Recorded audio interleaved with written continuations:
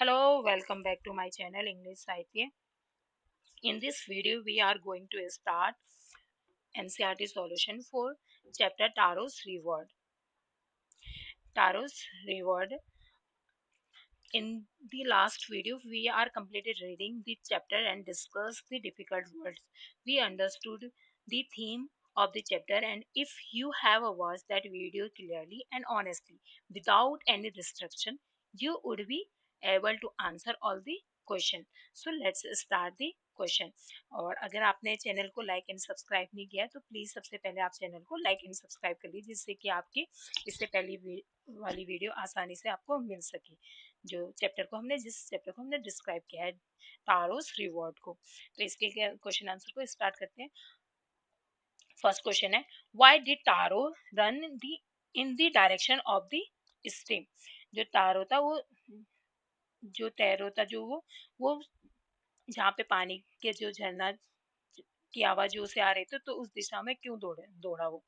The answer Taro Taro run in the direction of the stream because he was very thirsty। क्योंकि वो उसे क्या है बहुत प्यास लग रही थी। He had never seen the rushing stream or heard the sound of falling water in that part of the forest। क्योंकि इससे पहले उसने ऐसे पानी गिरने की आवाज नहीं सुनी थी क्योंकि वो हमेशा जाता था जंगल में। तो इसने कभी इस ऐसा कुछ ध्यान ही नहीं दिया मतलब ना ही उसने कभी ऐसा सुना था तो इसलिए वो भागता है उस तरफ से। क्वेश्चन नंबर 2 क्या है how did Taro's father show his happiness after drinking sake. जब साके पीने के बाद तारो के फादर ने अपनी खुशी को कैसे जाहिर की। तो तारो's फादर वाज सो डिलाइटेड क्योंकि तारे जो तारो के फादर थे वो बहुत ज्यादा पसंद हो गए with the sake that when he swallowed a sip of liquid he stopped swearing and become energetic and did a little dance in the middle of the floor। जब वो साके को पी लेते तो वो उनके अंदर इतनी एनर्जी आ जाती है कि वो लिटिल मतलब थोड़ा सा डांस भी कर लेते हैं अपने जो उनका फर्स्ट है जो मिडिल उसके अंदर। नेक्स्ट है question number 3 why did the waterfall give Taro sake and others water. जो झरने ने तारो को साके और जो और लोग थे उनके विलेजर्स के जो अन्य लोग थे उनको पानी क्यों दिया। तो इसका आंसर होगा the waterfall gave Taro, Sake, and others water because Taro was a very thoughtful and dutiful son to his parents. He used to serve his parents with de- dedication and sincerity. The sake from the waterfall was a reward for his goodness. On the other hand, the people of his village got plain waters because they were greedy। क्योंकि जो तो तारो था वो तो अपने माता पिता के लिए सब कुछ कर रहा था और जो दूसरे लोग थे वो क्या है वो सिर्फ लालचीपन के लिए इस वाटर उस साके को चाहते थे। उनकी कोई अच्छी वो नहीं थी इसके प्रति अभिलाषा मतलब। Why did the villagers want to drown Taro. जो ग्रामीण थे वो तारो को क्यों डुबाना चाहते थे। इसका आंसर होगा when the villagers want to the waterfall with big pitchers and vessels to collect sake they simply got a plain water from the waterfall। They thought that Taro had fooled and tricked them, hence they decided to punish him by drowning him in the same waterfall। क्योंकि उन्हें पानी नहीं मिलता है इसलिए वो उन्हें लगता है कि तारो ने क्या हमें हमारे साथ मजाक किया है हमें मूर्ख बनाया है तो इसलिए उन्हें गुस्सा आता है इसलिए वो उन्हें उसे डुबाने का फैसला करते हैं उसे दंड देना चाहते हैं। Why did the emperor reward Taro. तो सम्राट ने तारो को इनाम क्यों दिया। Taro Taro was very dutiful son to his parents and served them with devotion and emperor reward him with 20 pieces of gold। 20 pieces आपने चैप्टर में आपको याद होगा चैप्टर में पढ़ा है ना 20 पीसेस गोल्ड देते हैं एंड क्यों देता है काइंड टू हिज पेरेंट्स और also name the fountain after Taro through his reward. The emperor declared Taros a role model for all children and wanted to encourage all of them to love, honor and obey their parents। ताकि सभी लोग सभी अपने parents सभी बच्चे अपने parents की क्या करें रिस्पेक्ट करें। नेक्स्ट है मार्क द राइट राइट। आपको क्या है, नेक्स्ट जो आपके क्वेश्चन आंसर है उसको राइट, राइट चिन्ह लगाना है उसके ऊपर, जो राइट होंगे इसके, जैसे यहाँ पर दिया हुआ है देख, Taro earn very little money because, Taro ने बहुत कम पैसे कमाए क्योंकि, इसका राइट आंसर होगा, जैसे मैंने यहाँ पर आंसर दे दिया आपको, इसका answer, taro earn very little money because the price of would was very low, क्योंकि जो वुड का प्राइस होता था वो क्या होता था, बहुत कम होता था, तो इसलिए तारो क्या है, बहुत कम पैसे कमा पाता था। पहले आप इन क्वेश्चन के आंसर खुद से लगाने की कोशिश करो, क्योंकि चैप्टर तो हमने अच्छे से डिस्क्राइब किया ही है, तो पहले चैप्टर को अच्छे से पढ़ो, इसके बाद ये बहुत ही इजी क्वेश्चन है, आराम से खुद से आप आंसर लगा सकते हो।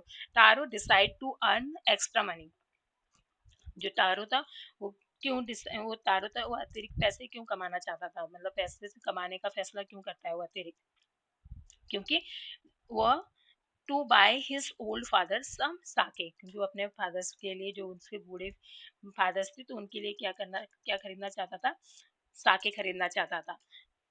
दी नेवर लेफ्ट तारोस हट इन दी हरी बिकॉज, क्यों, क्यों वो जो उनकी पड़ोसी थी वो जल्दी से तारों के घर से क्यों जाना चाहती थी, क्योंकि she wanted tell the whole village about the waterfall, क्योंकि पूरे विलेज को बताना चाहती थी वाटरफॉल के बारे में।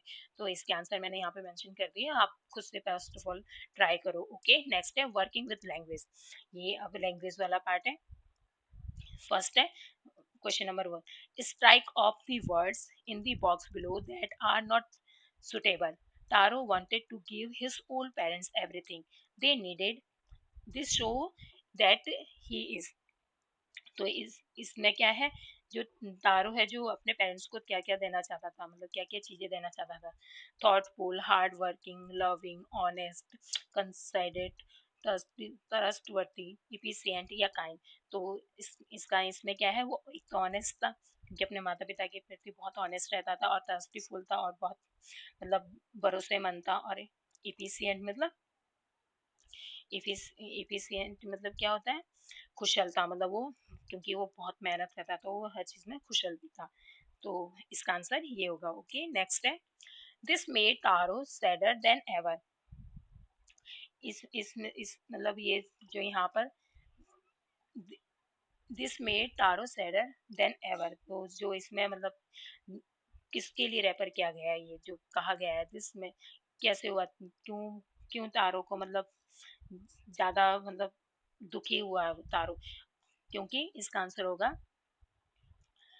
क्योंकि तारो की, इसका आंसर है this made Taro sadder than ever, this refers to Taro's inability to buy expensive sake for his father, क्योंकि जब वो अपने फादर्स के जब बहुत तेज हवा चल रही थी, आपको चैप्टर में स्टोरी याद होगा, बहुत तेज हवा चल रही थी, और हवा जब अंदर को आ रही थी तो सीटी की आवाज आ रही थी, सीटी की जैसे अंदर को आवाज आ रही थी हवा के साथ ही, तो क्या है, जो उनका रूम होता है वो बहुत ही ज्यादा कोल्ड हो जाता है, क्योंकि दरारों से क्या है, हवा अंदर घुस रही थी, तो उसके फादर कांपने लग जाते, तो उसके फादर चाहते हैं कि, क्या बोलते हैं, काश में मुझे साके पीने के लिए मिलता, तो क्या है, मैं मैं मेरे जो बूढ़ा हृदय वो उसको आराम मिल जाता, तो यहाँ पर वो यही बोल, तो ये सुनकर क्या होता है, जो तारो होता है वो बहुत ही ज्यादा सैडर हो जाता है, मतलब बहुत पहले से भी बहुत सैडर हो जाता है, क्योंकि उसे लगता है कि वो साके नहीं खरीद पाएगा, साके क्या होता है, बहुत एक्सपेंसिव होता है, ये एक Japanese drink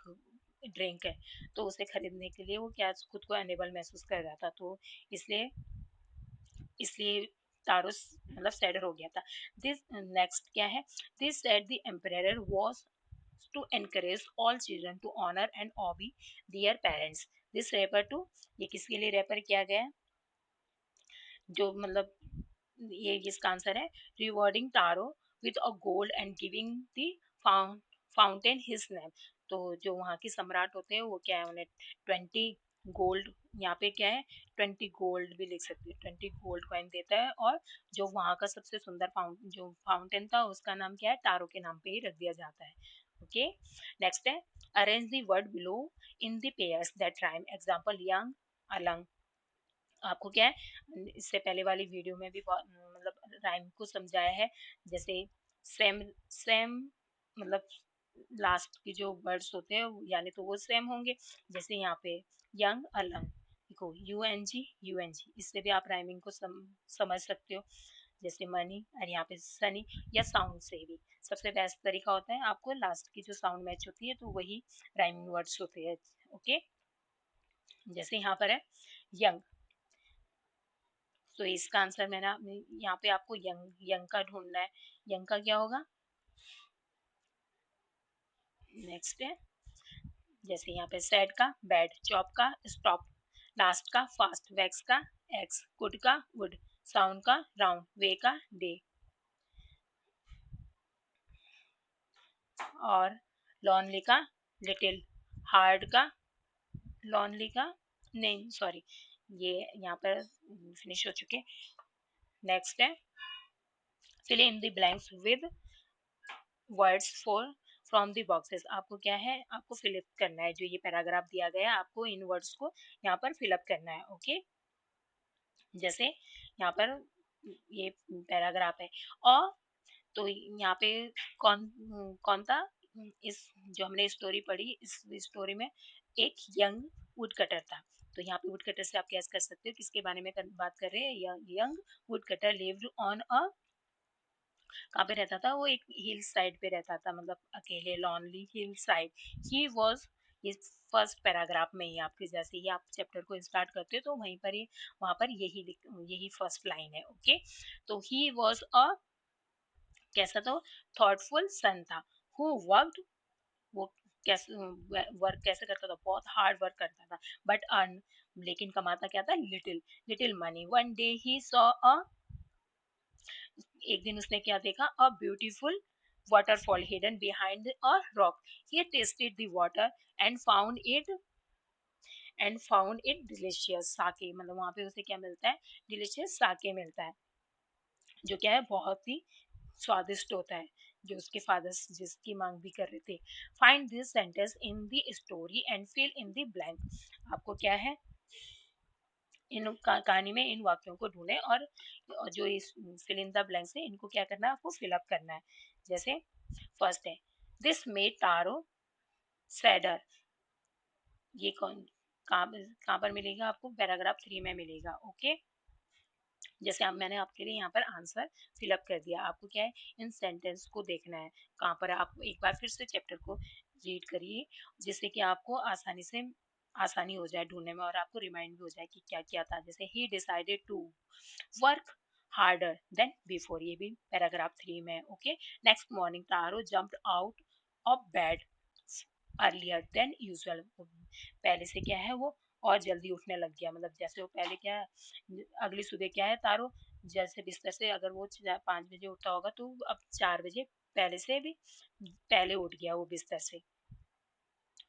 he began to chop even, वो क्या है बहुत तेजी से, क्या फास्टर, यहाँ पर क्या आएगा फास्टर, वो बहुत तेजी से काटने लगा है। मतलब next morning Taro started for work even even earlier than the morning before, ये क्या है एज इट है, मतलब आपके पूरे मतलब जो पैराग्राफ है वहां से उठाए गए हैं ये सेंटेंस। ओके, अगली सुबह क्या है, तारो पिछली सुबह से पहले काम पर निकल पड़ा पड़ा था, तो इसके आंसर मैंने यहाँ पर दे दिए। नेक्स्ट है स्पीकिंग एंड राइटिंग, ये है पेज नंबर 36 और 37। आप अपनी एनसीईआरटी बुक को खोल के रखो अपने पास हमेशा। Okay, question number 1, speak the following sentence clearly but as quickly as you can, learn them by heart. Okay, how much would how much would a woodchuck chuck if a woodchuck would chuck wood, ये क्या है आपको speak करना है और इसको याद भी कर लेना है। ओके, बेटी bought a bit of butter but a bit of butter was a little bitter, so she bought some butter to make the butter better. So आपको ये क्या है, ये आपकी एक्टिविटी है। ओके, all day long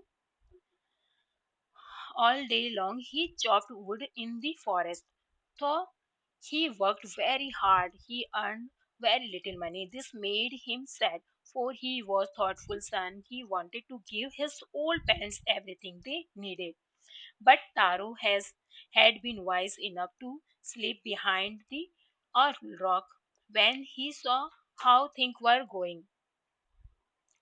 तो इसमें क्या है, मतलब इसमें तारों की कहानी के बारे में जो क्या कहा गया है उसके बारे में, तो आपको क्या लगता है?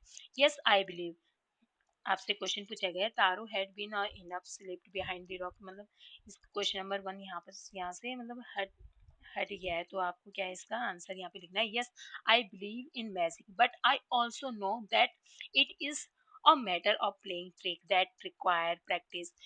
जो मैजिक होता है उसमें क्या बहुत ज्यादा प्रैक्टिस लगती है, मतलब बहुत ज्यादा हमको पता ही नहीं चलता है कि कहाँ पर क्या हो रहा है, मतलब जब भी ये ऐसी चीजें होती है, क्योंकि वो इतना तेज मतलब तेजी से होता है सब कुछ, हमें लगता है इसमें मैजिक चल रहा है। In Patrick's story there is an elf that help him to do his work. जो पैट्रिक्स इसी जिससे पहले वाली जो स्टोरी थी, पैट्रिक की स्टोरी थी, उसमें कौन है, तो एक उसका हेल्प कौन करता है, एक लिटिल मैन होता है। आपने इससे पहले इस स्टोरी उसकी स्टोरी को पढ़ा होगा। लिटिल हेल्प होता है जो क्या है उसकी हेल्प करता है होमवर्क करवाने में, मतलब एक्चुअल में वो कोई हेल्प नहीं करता है, पैट्रिक खुद ही सारा होमवर्क करता है, लेकिन उसे क्या लगता है सारा होमवर्क मेरा किसने किया, हेल्प ने किया है। And in Taro's story, magical things happen when the waterfall of a beautiful little waterfall fall behind the rock last sake. और लेकिन तारों की उसमें क्या होता है, एक जादुई चीजें जब तब घटित होती है जब झरने के पीछे से क्या जब छोटी सी चट्टान के पीछे से क्या है झरने का पानी साके जैसा स्वाद देता है तारों को, और दूसरों को क्या वो पानी की जैसा ही स्वाद दे रहा था। Listen to these children, what are they talking about. आप क्या है इन तीनों की हमें इन तीनों की बातों को अच्छे से सुनना है, ध्यान से सुनना है, ये लोग मतलब क्या बातें कर रहे हैं आपस में। तो फर्स्ट क्या कह रहा है, I think swimming is more difficult than driving. तो फर्स्ट क्या कह रहा है, ये तीनों जो डिस्कस कर रहे हैं, तो फर्स्ट क्या कह रहा है, the first boy considered swimming is a more difficult than driving. लेकिन सेकंड क्या कर रहा है, the second is boy disagree with it. जो सेकंड है वो क्या है, इससे डिस एग्री है, क्योंकि उसे क्या लगता है, I think that swimming is much less difficult than driving however. जो थर्ड है वो क्या कह रहा है, the third boy think that learning English is most difficult task. और जो ये थर्ड है उसे क्या लग रहा है, इंग्लिश सीखना सबसे मोस्ट मतलब सबसे ज्यादा कठिन कठिन काम है, मतलब अंग्रेजी सीखना ही सबसे कठिन काम है। तो इसका आंसर ये है, यहाँ पर अच्छे से डिस्क्राइब कर दिया है। तो कम यहाँ पे क्या है, कंपैरिजन किया गया है किसमें, स्विमिंग में और ड्राइविंग में। नेक्स्ट है वर्क इन ग्रुप्स, समूह में काम करें। Come in come to an agreement to each of the activities given below, decide which is the most interesting and dullest, most danger and safest, most rewarding and most exciting। तो आपको इसमें क्या है, नीचे दिए गए हैं आपके लिए वर्ड्स, जैसे ये वर्ड्स दिए गए, तो आपको इनमें से छांटना है कि कौन सा मौसम सबसे ज्यादा कौन सी चीजें आपके लिए सबसे ज्यादा इंटरेस्टिंग है, कौन सी आपके लिए सबसे ज्यादा डलेस्ट है। डलेस्ट मतलब सबसे ज्यादा जिसमें आपको मन ही नहीं लगता है, और मोस्ट डेंजर मतलब सबसे सुरक्षित क्या है आपके लिए, और मोस्ट एक्साइटिंग, और जिस मोस्ट एक्साइटिंग मतलब जिसके लिए आप बहुत ज़्यादा एक्साइटेड रहते हो कि सोचते हो वाह ये काम हमें करने के लिए मिल जाए तो कितने मज़े आएंगे। मोस्ट रिवार्डिंग, रिवार्डिंग मतलब फायदेमंद होते हैं, जिससे क्या है आपको फायदा मिलता है। तो कौन कौन से हो सकते हैं, जैसे यहाँ पे cooking, knitting, reading, walking, painting, fishing, dancing, swimming, watching TV, playing football, listening to music, mountain climbing, और लर्निंग लैंग्वेज या स्टैम्प कलेक्टिंग। तो स्टैम्प कलेक्टिंग आपको इनमें से सबसे ज़्यादा इंटरेस्टिंग क्या है आपके लिए, तो यहाँ पे मैंने आपके लिए डिस्क्राइब कर दिया और आप अपने अनुसार भी लिख सकते हो। Okay, next dictation, page number 38, page number question number 1, your teacher will speak the word given below, write against each two new words that rhyme with it। तो आपको क्या है, इन वर्ड्स के राइम को राइट करना है। जैसे बैड, बैड का क्या होगा, बैड का रेड और शेड, वैक्स का क्या होगा, एक्स और टैक्स। देखो राइम मैच हो रही है ना राइम। फास्ट का लास्ट कास्ट, और चॉप का होप और सॉप, और यंग का लैंग, टंग और अनसंग। तो अब नेक्स्ट क्या है? सो ये चैप्टर यहाँ पर ख़त्म, इसके क्वेश्चन आंसर हमने कंप्लीट कर दिए। तो प्लीज़ अगर आपको ये वीडियो लाइक आती है, आपको वीडियो ये पसंद आती है, तो प्लीज़ आपको लाइक एंड शेयर करना है इस वीडियो को, ताकि आपको ज़्यादा से ज़्यादा वीडियो आसान मिल सके इसमें। Okay, thank you.